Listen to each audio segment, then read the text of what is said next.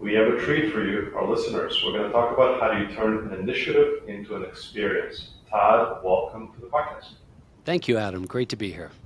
I'm going to give a little context as I do for these episodes, and I'll be super quick, right? For those that have been listening, over the last 7 months, we went from a podcast, and now we have discovered an emerging market. The emerging market started with David at Spirit Airlines, Beverly at PayPal, but since then, we've heard over and over again the consensus, especially from the innovators, which I believe now our audience are all innovators of this emerging market. And we talk about reorientation of the experience of the products and services around humans, employees, associates, depends how you call them, depends on the organization. Now, I use the words consumerization for the experience. That consumerization is a bit of a rough word, but when you look at its definition, the reorientation of that experience around the individual. And at its essence, and that's what Todd and I have been talking about, at its essence is this idea of how do you take an initiative, right? How do you take an initiative that really is organizational focus? Here's what we're looking to accomplish. How do you turn it into an experience that's about that?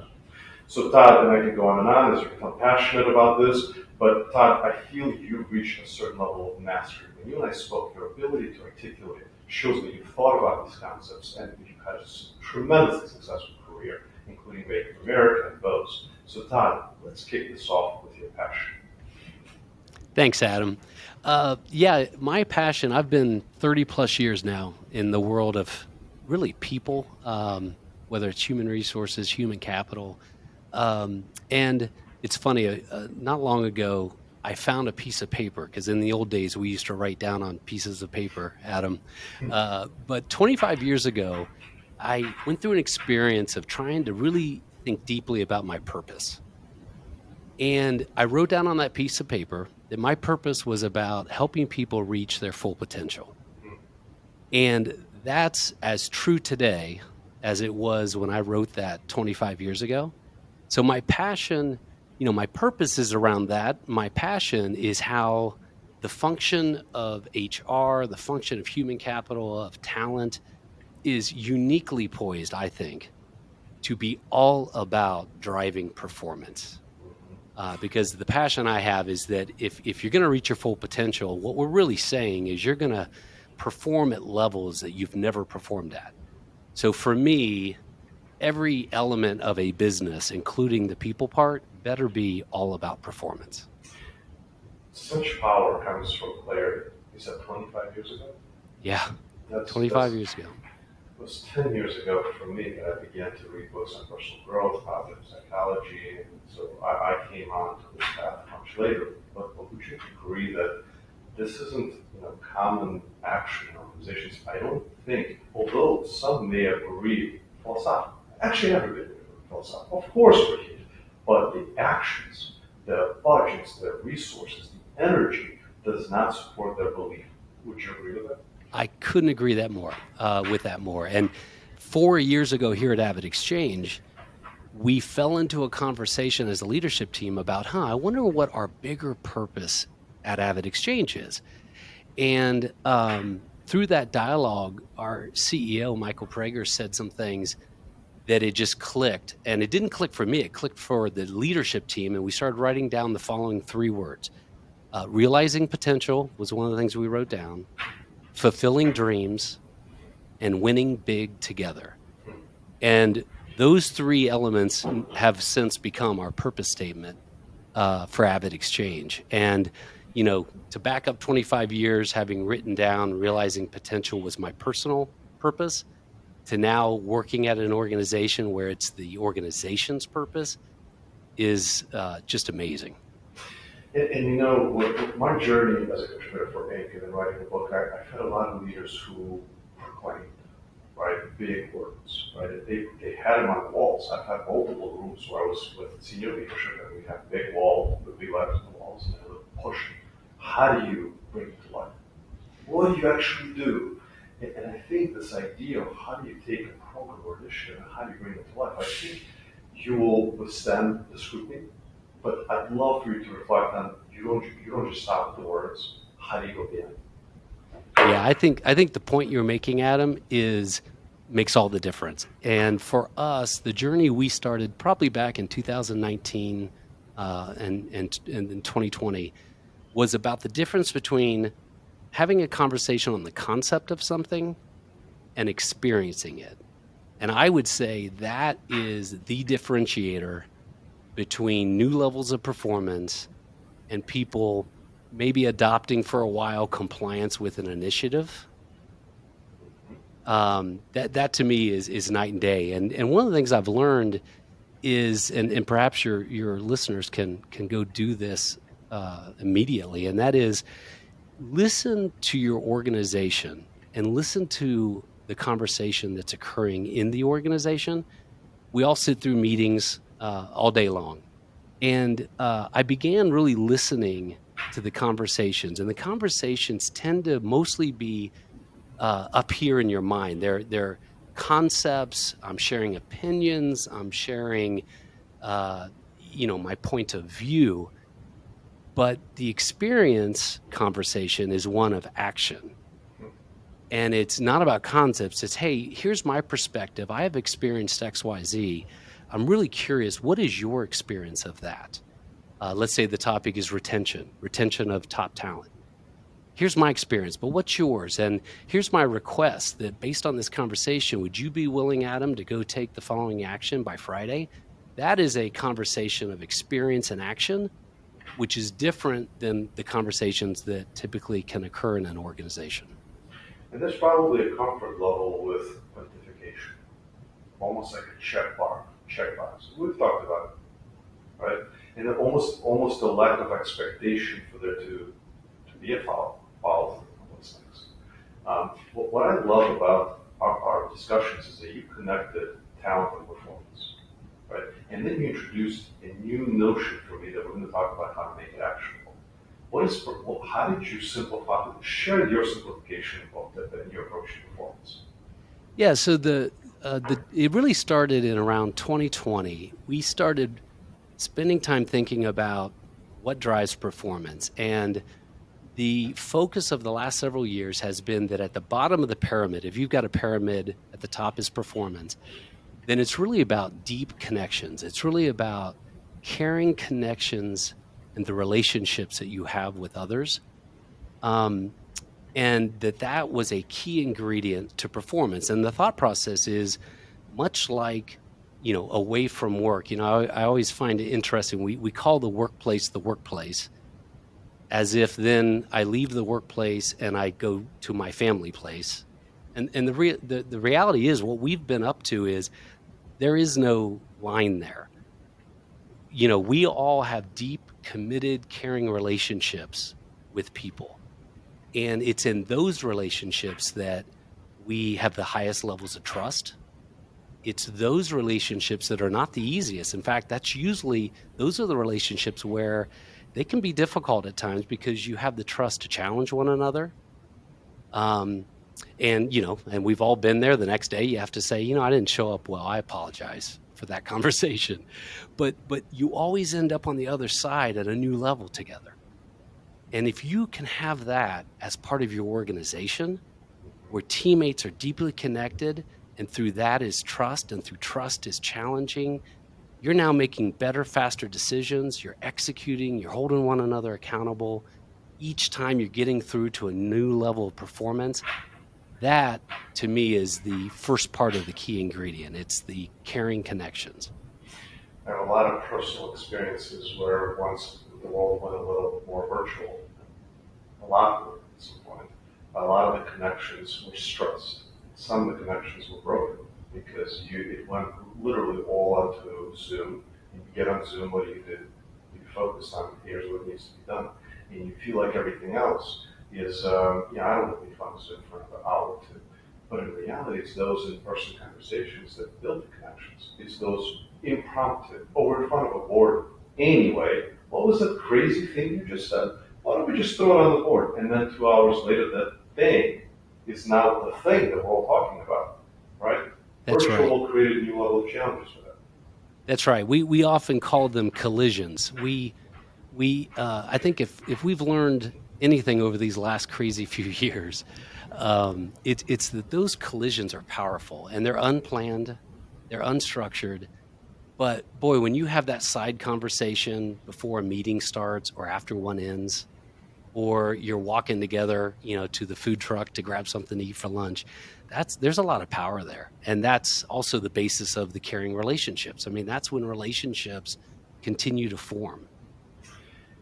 And that's when you bring yourself into the conversations. You're unintentional, you're open, you're sharing your hobbies, things you're very passionate about. Here's what's happening with your family, with your kids.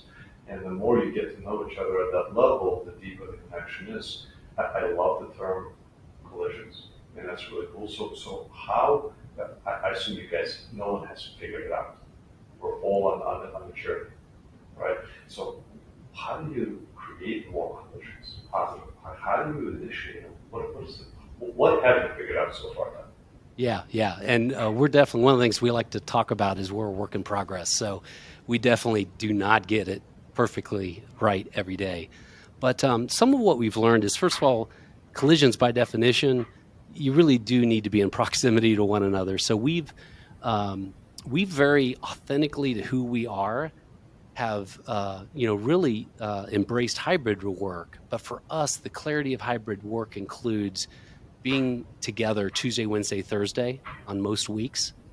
And so we do have the density from which then to collaborate, to collide, to build relationships. So I think that is a key ingredient. And it's not because someone said it. It's because it's just authentic to who we are. I mean, we can't not be AvidXchange without this deeply intense focus on being together. It's just who we are. And so that's a key ingredient. Another is you really have to understand who you are. To be authentic, to lean into a relationship, there's a certain vulnerability, right, that has to happen there. And so we openly talk about these things and engage and experience them together the moment you start with AvidXchange, so that people are just used to, this is how we show up. I mean, we do spend time talking about what we did over the weekend, and we don't do it because it's the checkbox and now we really get to the real topic. We just share, and like I said, it's not a workplace or a family place, it's just life. And we just do our best to show up real every day. Todd, could you illustrate maybe examples? Either when you're onboarding someone, how do you share with them that this is the way, this is the approach, or perhaps is this how you start every meeting, these first meetings on Mondays? I'd love to hear some practices. Yeah. So the best part you can do is role model it, right? And so that brings us back to experience. If all of this are things we talk about, but yet as a new teammate, I don't ever see it, then right away you've got a problem with being authentic, right? And that brings us back to the earlier comments about, you can have stuff on the wall that says who you are, but if that's not who you are, then it's not going to get you anywhere. In fact, it probably creates more problems. But what we do is, from the moment you come in, even to our buildings, the front desk, every day I get people that tell me, man, I can't believe they expected to see me, and they called me by my name, and they took me where I needed to go. I mean, it's that kind of experience built in, all the way to the fact that we have apps where teammates are expected to connect weekly with their leader, and we track it through an app, both for tracking that it happened, but better for the quality of the conversation. And teammates just learn from day one that that's something they use to track a one-on-one conversation. It's going to happen every single week. And it's a chance for the teammate to enter the items they want to talk about. The manager can enter the same things. It's things like that where we can use technology just to help enable the experience that we're creating for teammates. So those are a few examples. Those are excellent, especially, and we know that the role of a manager in the employee experience, associate experience, I use the words interchangeably because in some cases some say they prefer as employees, some associates, some humans. I've heard all kinds of references. But it's super important in employee experience. The variance, I think, is 70 or 80%. And what you've just done, you talked about, is you created a process, you operationalized the connection, you ensure it's happening, but not, you didn't stop there. But that's the key piece. You didn't just put a checkbox and said, did you meet? Yes, no, done. moved on, it's happened. Todd, can you double click?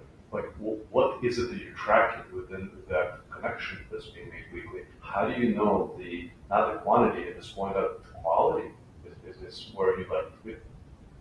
Yeah, and what we tend to do is try to triangulate data. So, in the example of the one-on-one meetings, obviously it can track to the extent I described a meeting took place and that there were items discussed, but it doesn't really tell you about quality. So the other thing we do is a monthly engagement survey that's 5 questions, nice and short. But within that, we track the quality of the conversations, and we also track the depth of the relationship. And so you can start to triangulate. I can look at. We also measure a lot our KPIs, things like turnover. So if I've got an area where I see higher turnover than usual, usually I can also triangulate engagement scores that seem to be dipping. I can see one-on-one meetings aren't happening consistently, and I can start, theorizing on what it could be going on and dive in deeper into it. Very cool. In fact, that's where I wanted to go next. I was to talk about the connection between, quality, looking at business objectives, right? And how do you move from that into an initiative? How do you move from that into an experience? And then the data that's now supporting that the experience was successful, that initiative is successful, that is moving the needle on business outcomes. Maybe if you could illustrate a few, whether you want to focus on turnover, I think that's a great one, but maybe there are others as well. I think for the audience, it's going to be really critical to see that full line of sight from what we're looking to accomplish at the organization level to, hey, here's how we're measuring it and what's the thing. Yeah, great question. Actually, if I start at the very top and zoom out just really briefly, the way I think that HR organizations can think about their initiatives is much like a product organization, a product management organization. I find a lot of clarity when we think like the business, because we are a part of the business. So when I think about, well, first of all, from an HR standpoint, who are the customers? That's one of the basic first questions you have to get real good clarity on. And for me, I've always believed it to be both candidates who are thinking about making a buy decision to buy your product. And secondly, it's existing teammates who actually make a repurchase decision every single day to continue to buy your product. So if those are your customers, then the question is, well, what's that product? And I believe it to be the teammate experience. Now you can also extrapolate that to say culture, but teammates and candidates want an experience. So the question is are you close enough to your customers to understand what in fact they are buying and what are the features of the product that they value most, so that you can be sure that you're aligning your product to your customers. And so that gets us to how do you know you're aligned to the business objectives, right? Because you've got to understand those features. But you're right, we can pick one like retention. When we began that journey, pre-COVID even was a pretty hot job market already. And then, of course, we saw that just continue through a lot of COVID. But what we started to double click on was following it like a marketing organization. We did persona work. So we differentiated our 3 core types of hires that we typically have, as well as existing teammates. And what are their personas? What do they value most? And what do they look for in features to buy? And with that, we were able to extrapolate out then, what are those features? And so we know, for instance, our technology teammates greatly value the opportunity to work in the latest technology. So we use that not only when we are seeking to hire, but retention of teammates.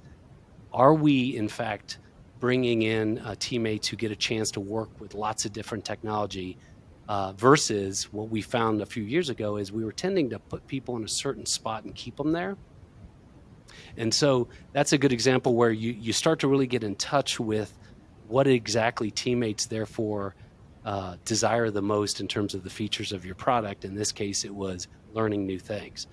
And that's just a small example of how retention then starts to show up in a fresh way, and what the talent team or the HR organization can do about that to help drive the business's objective to to make great products for the customers. Thinking about the employee experience as a product, I mean, like, when I hear that topic, I get goosebumps, right? Because when we think about this emerging market, I've been like challenging myself to go through quotes of how, when we evolved the customer experience as technology came out.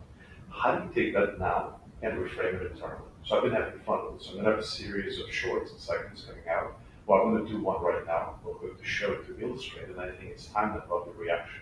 So this is what Steve Jobs said. He said, get closer than ever to your customer. So close, in fact, that you tell them what they need well before they realize it themselves. Right? I'm going to do that same quote, right? But I'm going to replace one word. Get closer than ever to your employees. So close, in fact, that you tell them what they need well before they realize it themselves. Are you and I on the same page? Completely aligned, absolutely. And they'll tell you, and they may not even know they're telling you, right? And then I think that's what you're drawing out. I mean, you have to, there's an element of listening here, and listening is a lot more than just hearing, right? So it's a great quote. It applies 100% to teammates. And there has to be this reckoning or bringing together of the listening in a fresh way to either things that people are telling you very overtly or perhaps even just they don't even realize that they're expressing it. Todd, I'm going to ask for your help in the heated debate I had last night. It was over a fire pit for a couple hours. I won't say the person, but I'll send this specific moment to them, and you're going to help solve this for us. As we think about consumerization of the employee experience, those are my words, I know not yours. You talked about it as a product, thinking in terms of product. There are many ways how to think about the similarities between customer experience and employee experience. That's at the essence of what this discussion. Here's a debate. Who would lead the way, right, in terms of the message, the data, the UI, UX? Because what it takes to think about it as a product is a skill set, resources, technologies. This is something that has evolved tremendously over the last 15 years, maybe 20 years. And it has led to amazing expertise. That expertise sits currently inside the organization in the CMO, typically, marketing function. We're now saying, let's take all of that and focus it to a new audience. So what I'm seeing is one of two things happening. These are two possibilities. Maybe there's a third. Maybe we'll suggest this is what's so far the two schools of thought. The first, the CMO saying, why don't I get involved in certain aspects of the HR world, right? The second, the CMO and the CHROs get together and the CMO says, why don't I be an enabler, strategic partner? Let me share with you what I know, but you are building, whether it's the chief people officer, the CHRO, you're building your own capabilities that are very similar to the capabilities that we have for the external audiences. Todd, I'm not even saying which side I'm on, so I think that was not biased. What do you think? Yeah, I think the partnership is more necessary than ever. I mean, I just think about here at AvidXchange, the work the marketing organization and my team do together on, first of all, the alignment of communications internal with external, and the alignment of the employer brand with the company brand is quite extensive. And then you add in their social media. So that's some of the more obvious things. And then you start to bring it down to the levels I was discussing earlier around personas and how we think about leveraging those. That all came about through a close partnership with our CMO and the marketing organization. So I don't know that it's definitely not a one or the other, but it is a new partnership that has many, many reasons for tighter alignment than ever before, I believe. And it kind of naturally began to evolve for us, and it just gets strengthened. And as I hear myself say that, I'm actually saying to myself right now, I don't know that I ever listened to the need. I would not have identified the partnership between marketing and the people leader for what it really is, say 8 to 10 years ago. So I totally agree, and they're vital in the work that we do internal to the organization. And I think this reinforces a lot of what you all, the innovators, are discussing, the debates we're having of how to approach it. But Todd, let's go further. What happens as we mature this capability to think like a product, to consumerize the employee experience? There are a couple of dimensions I'd love your perspective on. There's one dimension. When we think about the employee experience, it's vast. It's everything, right? So we need to prioritize. We've already addressed one element of it, which is the relationship with the manager. You talked about the team, but also are you thinking about it in the life cycle? Like, here's the employee experience for onboarding. Here's how you consumerize it. Product, think like a product. Here's the performance management. Here's the learning and development. Our internal events, internal communications. Do you look at them in individual buckets, and are you prioritizing? Again, I'm just looking for structure to think about, because we just opened up an entirely new world in many ways, an emerging market. Yeah, that's a great question. Two things come to mind. First is to reinforce what you said. I think about the initiatives that we bring to the organization. I think about that as a portfolio of my product, the teammate experience. And so I have to ongoingly prioritize my portfolio. And I think what HR professionals need to be sensitive to is just like our businesses, customers have lots of needs, but that doesn't mean we're going to go just attack all of them, right? It's our job to prioritize, determine what's the sweet spot. So I think that's that's a business skill, number one, but it's an important differentiator as well. And then you need a process to be agile, because just like our customers externally, these needs and wants change very, very rapidly. And so the ability to be agile and to know at any given time what your portfolio needs to look like is essential. And then the final ingredient, I think, is some of what you were saying, and that is it has to show up in the essence of the organization. And so what I mean by that is all of your processes, which is very much like a life cycle, the way we bring people into the org, the way we work to get them quickly up to speed so they can perform right away, and then the way we reinforce their performance through recognition and pay. Now we start to grow them and get them at another level of performance. I mean, that's a series of processes that have to exude the teammate experience you're creating. Otherwise, it won't exist. It'll be on the wall, and it won't live in the halls of your office. Fascinating. I love thinking about it as a portfolio of products. That's fascinating. And also, I think embedded in that is the idea of unifying, perhaps. What if you're thinking about it as portfolio prioritizing? We're saying a time is coming where one individual is not going to receive 50 emails on the same day or 50 notifications, because you're thinking about it now holistically. Would you agree? Yeah, would completely agree. That's right. It's a series of trade-offs, right? And affordability and what you're about as an organization. And when we think about sustainability of the initiatives, you and I briefly talked about it. So perhaps let's pick one. Let's pick one of the products that you see as most important, so that then we can kind of layer in what does sustainability look like. If you don't mind, let's pick one, whether it's leadership development, culture, or initiative. Yeah, we could pick performance management, how we assess our talent. Mm-hmm. And then in that, to me, as I think from a marketing perspective, how does it show up in the message eventually? You're asking for something, whether you're listening, collecting information, or you're asking for action.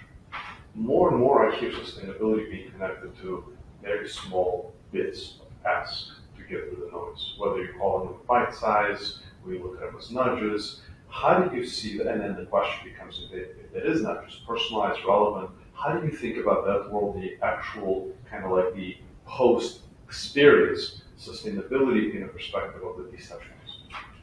Yeah, I think a lot of it starts with the messaging and the conversations that occur in the organization.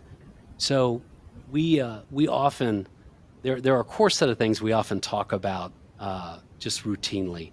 Things like we keep score at AvidXchange. There is a scoreboard, and it's right above in the ceiling, and it'll tell you what the score of the game is. And we use that to even bring it down to a performance level. So each individual, we want teammates who love to play the game of business and are they enjoy keeping score for themselves, for the organization. So it has to come out in just how you talk about yourself.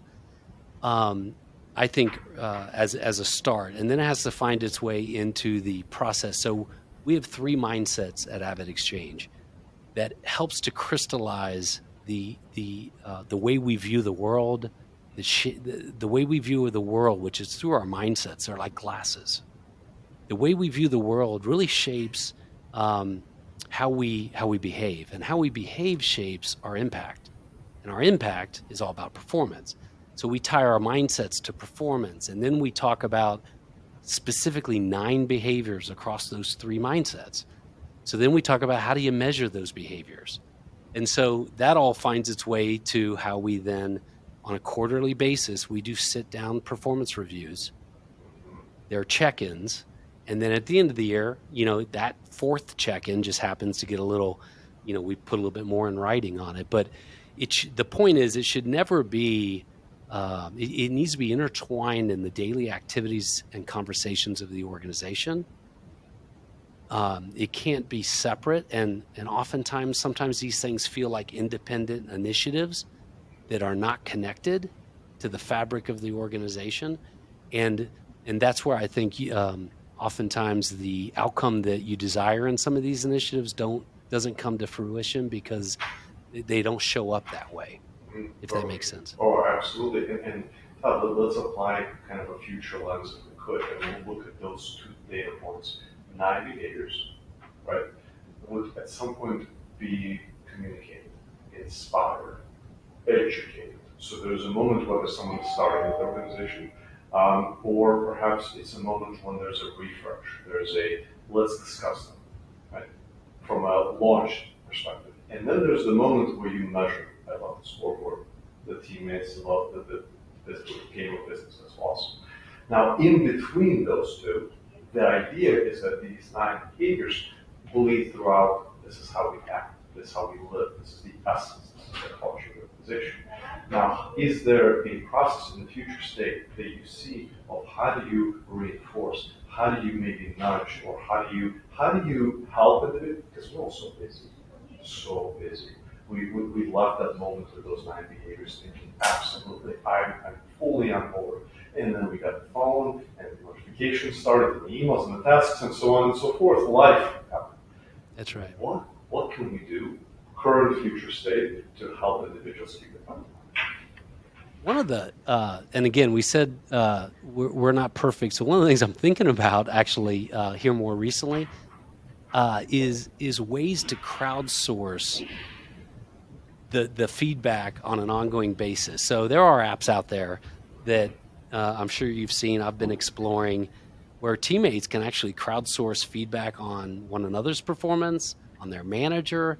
I think over time, the ongoing feedback mechanisms are going to take shape more in organizations like they do outside of organizations, whether it's apps that are crowdsourcing feedback on restaurants and all those things. So I think that's an area that potentially would get to what you're saying, which would help to make this an ongoing feedback loop. But it's so I don't profess to have that figured out yet, other than to say we spend a lot of time making sure that we focus on just a few things, that those things are core to our conversations each day and the experience of them. Otherwise, you can get yourself distracted very quickly. For sure. It sounds like you built a muscle, an organizational muscle for these behaviors to come to life. That's well said. Where I was poking at is I keep asking myself kind of like from a marketing lens. If you gave to a marketer one of the behaviors and you said awareness, reinforcement, how would you do this? How does it almost show up subtly in the world, whether you're walking through your hallway and there's a TV screen, and as you're walking by, it's a little cue. It's a cue that, oh, of course, right, I'm going into a meeting. Really, that's Todd, where I was kind of poking at a future state. That's right. Leadership. Just turning our attention a bit on the leadership development side. When you look at these 90 years, when you look at the people initiatives, how do you approach it? Do you have is there a specific swim lane or program that you've created? Just want to talk about the implications, because earlier we said the manager is a key aspect of the employee experience. What's your path from ensuring that the leaders follow? Yeah, we made an important shift back 3 to 4 years ago from thinking about it as leadership development, which was really more about kind of what's the management 101, what are the things you need to know to be a good leader. We shifted to what we call the AvidXchange Leadership Experience, or AXLE. And once again, you're hearing the word experience. And that really is much more about EQ. It's much more about the inward journey that leaders need to be able to be comfortable taking, and it really helped differentiate us and helps get us into that conversation of who am I? Who do I need to be the best I can be? Number one, I can't be a great leader until I get more in touch with that. Then I can start being a better leader for my teammates who likely may not be thinking about that question either, and I can help them on that. But the reason I can help them is because I've experienced it first, and it comes from a place of my own experience and journey. That's really that shift in how we think about leadership development has been phenomenal in getting us traction in the things I've been describing. What is that experience like? Is this a training, a workshop? Is this a one-on-one? How do you approach it? Yeah, I'll give you here's a great example. We talk about this in the Axle, but I used it actually last month. So I had a challenge going on within my team, several layers down, where there were some relationship issues going on. So here's what it means when I say the experience of it. So I pulled together the folks involved and said, write down on a piece of paper a time where you've been part of a winning team. And if it's non-work, great, make it non-work. And we took 5 minutes of silence, and people thought about it. And just as one example, one of the folks said, "Oh yeah, in high school, I was part of a state championship tennis team." The ability then to talk about that at a personal experience level brought forward, well, tell me about that. And I assume you weren't always high performing. So what was it like before you were high performing? And what came out of that was, well, we had a lot of underclassmen who were quite good. And then you had a handful of senior classmen on that tennis team. And there were friction because the senior upperclassmen were kind of feeling like the younger folks were trying to push their way in faster than normal. And so that team dynamic was I had no idea the conversation would go this way, but there was some of that going on within the problem I was solving within our own team. And so it just allows someone to speak of an experience from a deeply personal level, and there's no convincing because they've lived it already. And they begin to experience and surface for others in the room all of those kinds of things. We weren't always high performing. Okay, well, what did that look like? And how did you become high performing?